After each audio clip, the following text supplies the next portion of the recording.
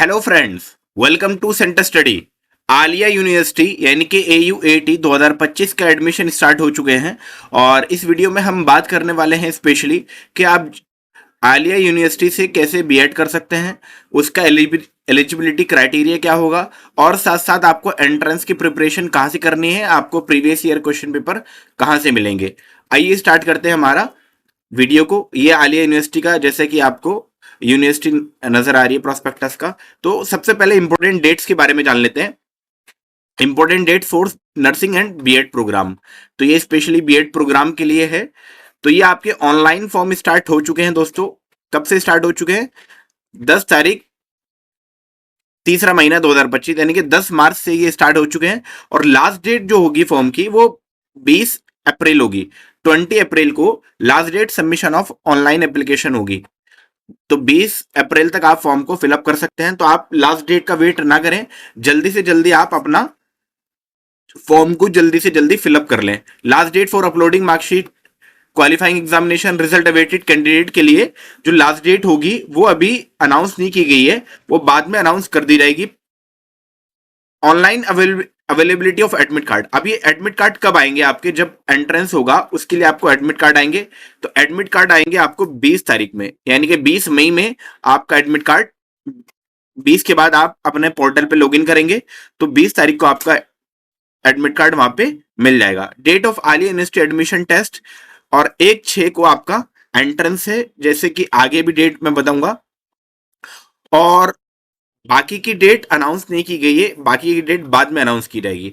तो important dates आपके लिए अभी 4 इंपॉर्टेंट डेट है कि 10 तारीख से आपके फॉर्म स्टार्ट हो चुके हैं। 20 अप्रैल को लास्ट डेट है फॉर्म फिलअप करने की। 20 मई यानी कि एक महीने बाद आपका एडमिट कार्ड आ जाएगा। और 1 जून 2025 को आपका एंट्रेंस हो जाएगा। अब बात करेंगे दोस्तों, इस साल जो है डिपार्टमेंट ऑफ एजुकेशन में जो बीएड है वो 2 साल का है। इस साल भी अभी 2 साल का है। 1 साल का जो अभी आ, आया नहीं है, वो हो सकता है आने वाले 1-2 सालों में आ जाए। और अगर कोई एम एजुकेशन करता है वो भी 2 साल का है। तो बीएड आपका 2 साल का है इस साल भी। बीएड का जो एंट्रेंस है वो, जैसे कि मैंने आपको बता ही दिया है कि 1 जून 2025 को होगा, जिसका कोर्स कोड है दोस्तों U32 2 ईयर बीएड। तो U32 जो है इसका कोर्स है, U32 बीएड का कोर्स हो जाएगा आपका। तो ये 1 जून 2025 को आपका एंट्रेंस हो जाएगा। अब एडमिशन प्रोसीजर कैसे है, आपको कहां से क्या करना है? तो सबसे पहला ऑनलाइन एप्लीकेशन फॉर्म फिलअप करना है। और ये ऑनलाइन एप्लीकेशन फॉर्म स्टूडेंट कहां से फिलअप करेगा? जो मैं अभी हाईलाइट कर रहा हूं जो वेबसाइट को, www.aliah.ac.in, तो ये लिंक पर आपको जाकर फॉर्म को स्टार्ट करना है। इसका लिंक हमारे इस वीडियो के डिस्क्रिप्शन में मिल जाएगा, आप वहां से डायरेक्ट लिंक को एक्सेस कर पाएंगे। स्टेप 2 में है कि मार्कशीट अगर आपकी आ चुकी है तो मार्कशीट को अपलोड कर देना है। नहीं तो अगर आपकी मार्कशीट नहीं है तो लास्ट डेट जब आएगी, अभी डेट मेंशन नहीं है, उससे पहले पहले आपकी मार्कशीट को वहां अपलोड कर देना होगा। फिर उसके बाद एडमिट कार्ड के बारे में बात करते हैं। तो एडमिट कार्ड जैसे कि बधाई दिया है 20 तारीख के बाद से आना स्टार्ट हो जाएगा, यानी कि 20 मई को आपका एडमिट कार्ड आ जाएगा। तो 20 मई के बाद आप लॉगिन करेंगे या 20 मई को लॉगिन करेंगे आपका एडमिट कार्ड, और वहां पर उसका सेंटर अलॉट कर दिया जाएगा। एडमिशन जो टेस्ट है स्पेशली यहां पर बता दिया गया है, admission test will be conducted for UG programme यानी undergraduate programme in different centre across the state. यानी कि ये जो आपके यूजी प्रोग्राम है इसके जो सेंटर है ये अलग अलग स्टेट में अलॉट किए गए हैं, लेकिन स्पेशली जो टेस्ट है for B Ed and PG programme will be conducted only Kolkata centre only. यानी कि जो बीएड का जो एंट्रेंस होने वाला है और जो बीएड जो आपका बीएससी नर्सिंग का और पीजी प्रोग्राम के जो भी सेंटर है वो आपके और सिर्फ कोलकाता सेंटर के अंदर ही अलॉट किए जाएंगे। आपको वेन्यू बता दिया जाएगा एडमिट कार्ड के अंदर। प्रोविजनल मेरिट लिस्ट निकलेगी आपकी पहली, जब आपका एंट्रेंस हो जाएगा वो भी जल्दी निकल जाएगी, उसकी कोई डेट मेंशन नहीं है। अब जो आपके एडमिशन यूजी प्रोग्राम के लिए जो अदर स्टेट के अंदर अलग अलग सेंटर है वो कहाँ कहाँ है? तो बहुत मल्टीपल सेंटर है, कोलकाता, सिलीगुड़ी, कूच बिहार, रायगंज, मालदा टाउन, ब्रह्मपुर, आरामबाग, कोलकाता, दार्जिलिंग, कूच बिहार, ये टाउन और डिस्ट्रिक्ट दिए हुए हैं।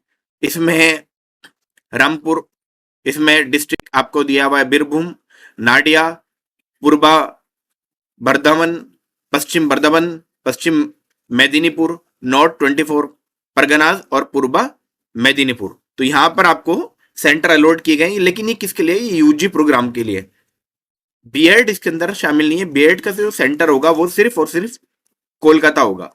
कोलकाता के अंदर ही बीएड का एंट्रेंस होगा। अगर आप कहीं और से भी फिलअप कर रहे हैं जैसे आसाम वगैरह से, तो आपको कोलकाता ही आकर एंट्रेंस को देना पड़ेगा। उसके बाद नंबर 6 प्रोसीजर जो था वो काउंसलिंग का था। तो काउंसलिंग के लिए आपकी डेट मेंशन हो जाएगी, प्रोविजनल अलॉटमेंट लिस्ट निकल जाएगी आपकी। उसके बाद ऑनलाइन पेमेंट का आपके पास लिंक आ जाएगा, या ऑनलाइन के लिए आपको वहां पर कोई बार कोड दे दिया जाएगा जहां पर आप ऑनलाइन फॉर्म को, यानी कि पेमेंट को, एडमिशन की जो भी पेमेंट है उसको फिलअप कर पाएंगे। डॉक्यूमेंट वेरिफिकेशन फाइनल एडमिशन, जब आपका फाइनल एडमिशन हो जाएगा उसके बाद आपको डॉक्यूमेंट वेरिफिकेशन कराना होगा। डॉक्यूमेंट वेरिफिकेशन आपका कब होगा ये आपको बाद में नोटिफाइड कर दिया जाएगा, जैसे कि यहाँ पे लिखा हुआ है। उसके बाद दोस्तों बीएड प्रोग्राम में इस साल जो टोटल नंबर ऑफ सीट्स है वो 100 है। जैसे कि आपको मालूम ही है इसका कोर्स U32 है, जनरल की 81, पीसी की 4 सीट, ओयू की टोटल 10 सीट्स, डीसी की टोटल 5 सीट्स। तो टोटल मिला के ये हो जाती है 100 सीट्स। एलिजिबिलिटी क्राइटेरिया क्या होने वाला है इसके बारे में देख लेते हैं।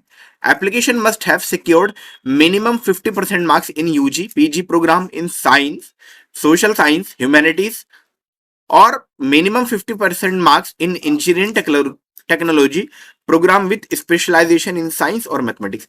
जो नॉर्मल क्राइटेरिया है एडमिशन का, वही क्राइटेरिया यहां पर भी रखा गया है कि अगर आपने यूजी किया है, अगर आपने यूजी किया है तो आपके 50% मार्क्स होने चाहिए। अगर आपने पीजी किया है तो भी आपके 50% मार्क्स होने चाहिए।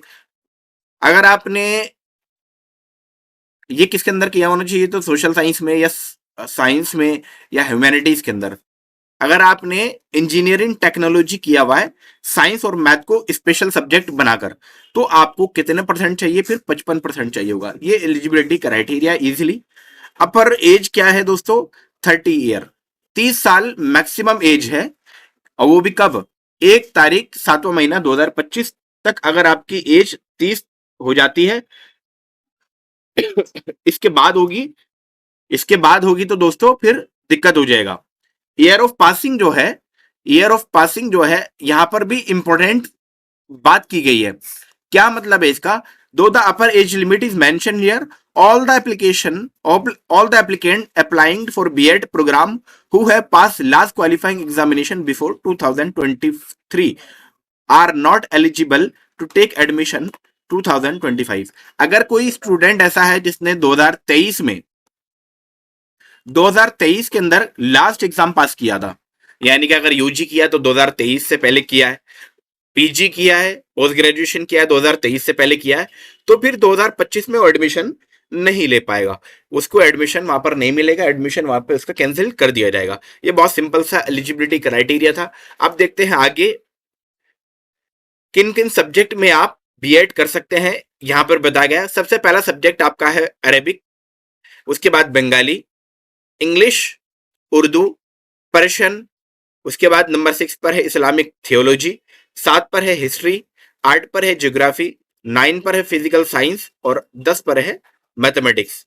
अब इनके लिए कुछ इंपॉर्टेंट पॉइंट्स दिए हुए हैं कि एलिजिबिलिटी क्राइटेरिया इनके लिए भी मेंशन्ड है। क्या एलिजिबिलिटी क्राइटेरिया है इनके लिए? कैंडिडेट विद यूजी और PG in the above 10 method subject will be eligible to apply for any one of the above subject as first method if they have studied at least 200 marks in the subject at graduation level with at least 50% marks in aggregate। मतलब क्या है? मतलब समझा देता हूं।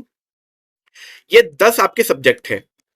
इन 10 subject में भी जिसमें आपको फॉर्म को फिलअप करना है, उसके लिए आपको क्या करना है? आपको ग्रेजुएशन में क्या करना है, 200 नंबर का सब्जेक्ट पढ़ना पड़ेगा। 200 नंबर का मतलब, अगर एक सेमेस्टर में आपके सेमेस्टर वाइज है तो 4 सेमेस्टर 50-50 नंबर के होते हैं, तो 4 सेमेस्टर पढ़ना पड़ेगा।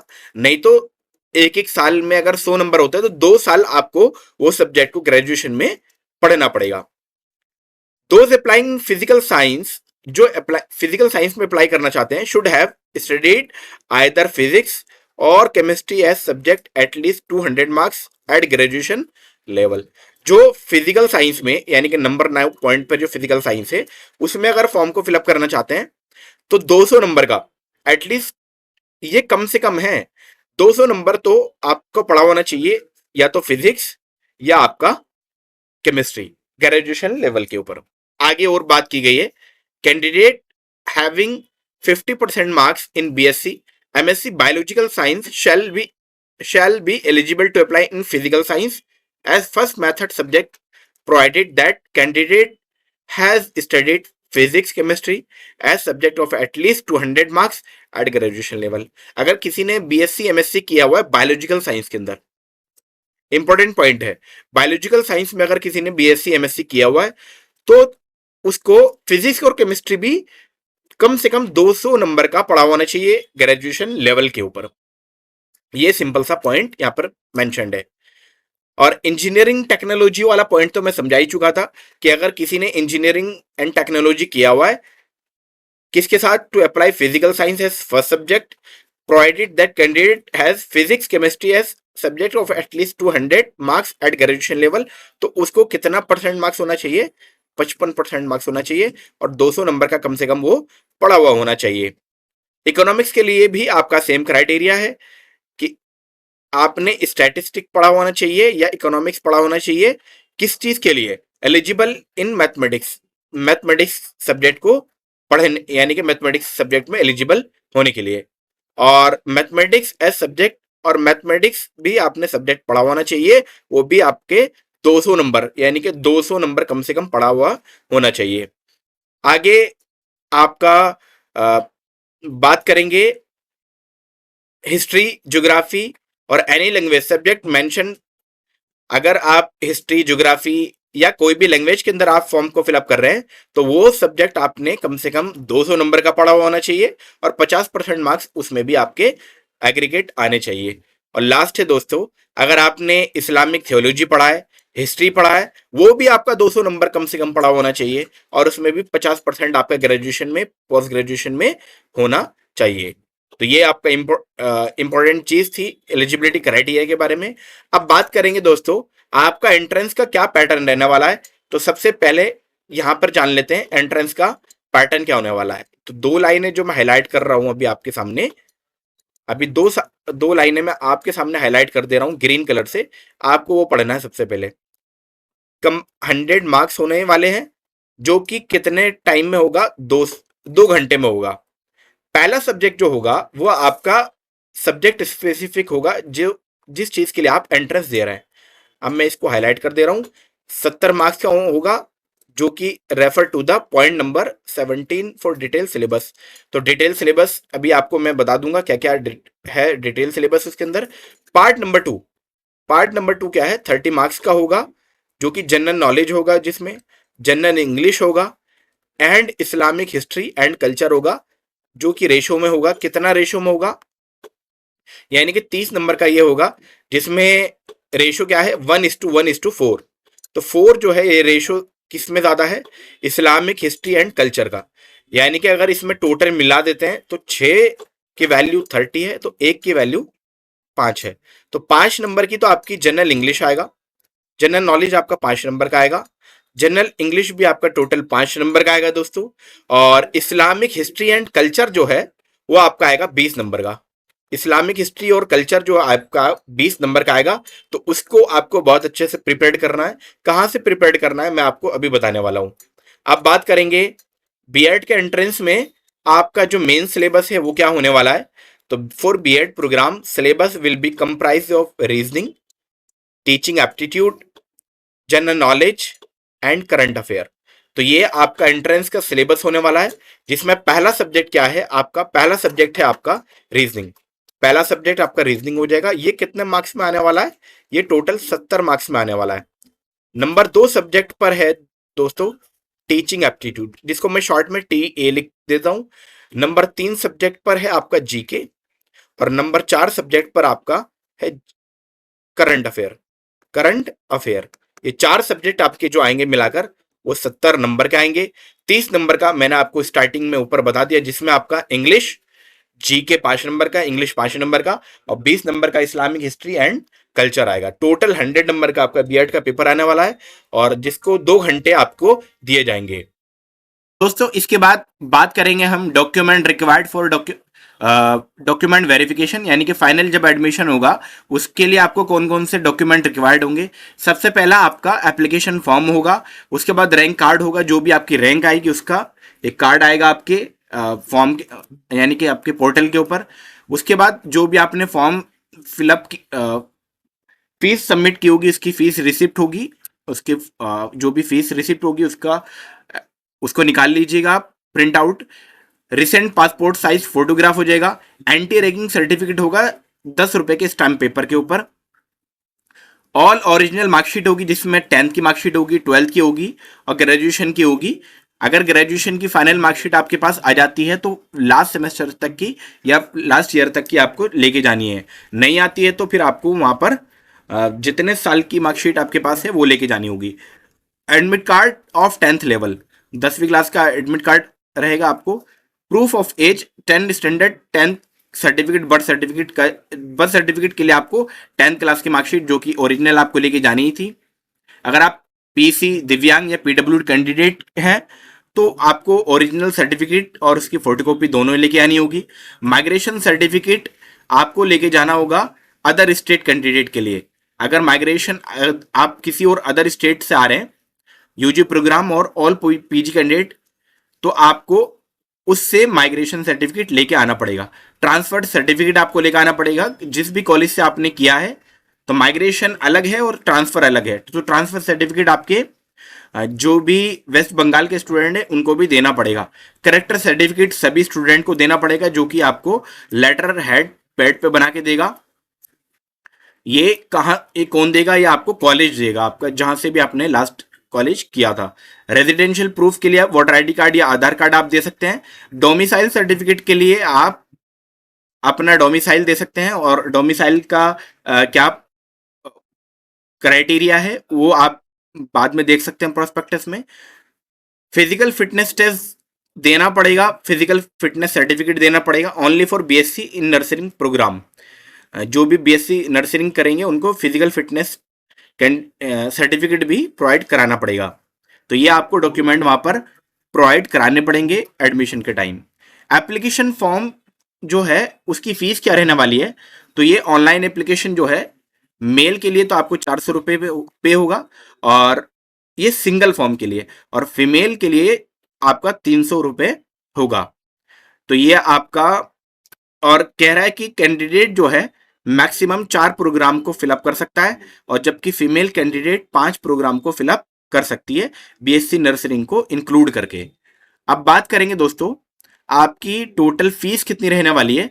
तो ये एडमिशन फीस, जैसे कि आपको यहाँ पर दिखा रहा है कि कोर्स नेम, उसके बाद एडमिशन फीस अप्रोक्सीमेट, और total course fees. Total course fees कितनी होने वाली है तो यहाँ पे मैं बताने वाला हूँ आपको बीएड के बारे में। तो जान लेते हैं बीएड की क्या रहने वाली है। तो यहाँ पर मैं हाईलाइट कर रहा हूँ इसको ग्रीन कलर से। तो बीएड फ्रेशर के लिए आपको, और उसके बाद है बीएड डिप्यूटी। तो बीएड डिप्यूटी के लिए आपको 9,000, तो फ्रेशर के लिए 5,850 रुपये क्या होने वाली है? एडमिशन फीस होने वाली है, जैसे कि दिखाया था। और टोटल कोर्स फीस जो होने वाली है बीएड फ्रेशर के लिए 19,500 रुपये रहने वाली है। वहीं डेप्यूटेड बीएड जो करेगा उनके लिए फ्रेशर फीस 9,850 रुपये रहेगी, और टोटल फीस जो रहने वाली है 35,500 रुपये रहने वाली है। तो ये था हमारे आज की वीडियो में टोटल डिस्कशन। अब बात करेंगे दोस्तों सबसे इंपॉर्टेंट चीज के बारे में, कि आपको एंट्रेंस के जो सिलेबस मैंने बता दिया है, एंट्रेंस में जो सिलेबस अभी बताया है, इसकी प्रिपरेशन आपको कहां से करनी है। तो ये सिलेबस जो मैंने आपको बताया है, इसकी प्रिपरेशन आपको कहां से करनी है? सबसे पहले आप जाएंगे प्रीवियस ईयर क्वेश्चन पेपर के ऊपर, और प्रीवियस ईयर क्वेश्चन पेपर का सॉल्यूशन हमारे वीडियो में जल्दी ही हम अपलोड कर देंगे, वहां से आप देख पाएंगे। नंबर 2 पॉइंट, हमने टीचिंग एप्टीट्यूड की एक सीरीज कराई हुई है, वो टीचिंग एप्टीट्यूड आप वहां से देख सकते हैं। नंबर 3 पॉइंट, तो हमारे प्लेलिस्ट आपको वहां पर मिल जाएगी, वहां से आप जाके देख सकते हैं। नंबर 3 पॉइंट जो जीके था, वो आप किसी भी यूट्यूब सोर्स से जाकर करंट अफेयर की मंथली करंट अफेयर का जीके देख सकते हैं, और करंट अफेयर भी वहां से देख सकते हैं। तो दोस्तों ये इंपॉर्टेंट पॉइंट्स था आपके लिए। अगर आपको वीडियो पसंद आई है तो लाइक जरूर करें, और अपने दोस्तों में भी शेयर करें जो आलिया यूनिवर्सिटी में एडमिशन लेने के इच्छुक है। वीडियो में लगातार बने रहने के लिए आपका बहुत बहुत शुक्रिया।